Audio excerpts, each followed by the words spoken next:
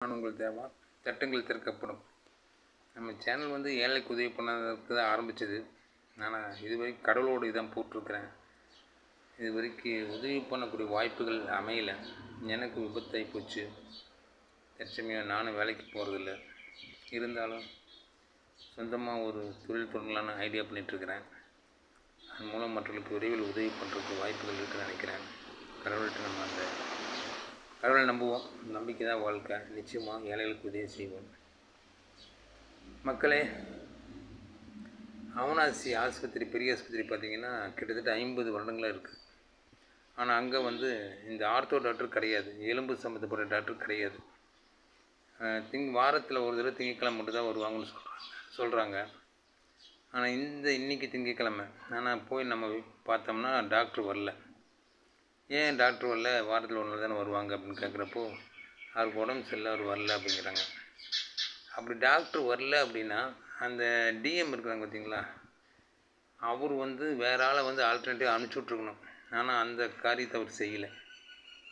அதே மாதிரி பார்த்திங்கன்னா வேலம்பாளையத்தில் டாக்டர் வந்து புதன்கிழமை வருவாங்க. ஆனால் நம்ம ஒரு 10:30 மணி 12 மணிக்கு போனோம்னா டாக்டர் சீட்லேயே இருக்கிறதில்ல. எங்கே போகிறாங்கன்னு தெரில. கேட்டால் ரவுண்ட்ஸ் இருக்காங்க, வருவாங்கிறாங்க. ஆனால் 12 மணிக்கு ஆனதும் 12 மணி தான் வேலை.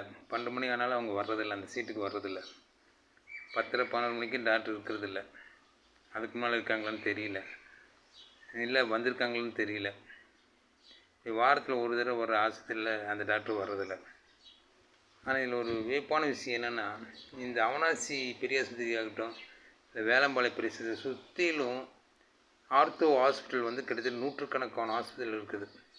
ஏதோ ஒரு விபத்து அடைஞ்சிட்டாங்க, கால் உடைஞ்சிருச்சு, கை உடைஞ்சிச்சு அப்படின்னா அவங்க பெரிய ஆஸ்பத்திரிக்கு கூப்பிட்டு போக முடியாது. ஏன்னா அங்கே வந்து ஆர்த்தோ டாக்டர் கிடையாது, தனியார் ஆஸ்பத்திரி தான் போகணும். அப்போ வந்து அரசாங்கம் வந்து தனியார் ஆஸ்பத்திரி ஊக்குவிக்கிறதுக்காக டாக்டர் போடாமல் இருக்காங்களா அப்படிங்கிற சந்தேகம் பொதுமக்களாக நமக்கு எழுகிறது. இதை வந்து அரசாங்கம் தான் நமக்கு தீர்த்து வைக்கணும். இந்த யூடியூப்பில் வந்து மாண்புமிகு அமைச்சர் ஆனந்த நம்பரும் ஆதவர்ஜி நம்பரும் கொடுத்துருக்குறாங்க. இந்த வீடியோ அவங்களுக்கு பகிர்றேன். என்ன ஸ்டெப் எடுப்பான்னு பார்க்கலாம். மக்களுக்கு வந்து பெரிய ஆஸ்பத்திரியில் வந்து எலும்பு டாக்டர் இல்லைன்னா எப்படி? அதான் மெயின் முக்கியமான காரணமாக தான். கீழே விழுந்து அடிபட்டாலும் எலும்பு தான் அடிபடும்.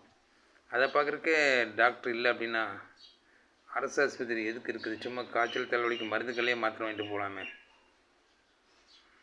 இந்த நிலை மாறுமா மக்களே? சிந்திப்போம், கேள்வி கேட்போம். அரசு ஆஸ்பத்திரியில் ஆர்த்தோ டாக்டர் போகிறதுக்கு நம்ம ஏற்பாடு பண்ணுவோம். இது சரின்னா நீங்கள் எனக்கு ஊக்குவிக்கும் விதமாக இதை ஷேர் பண்ணுங்கள், சப்ஸ்கிரைப் பண்ணுங்கள், லைக் பண்ணுங்கள். தேங்க்யூ.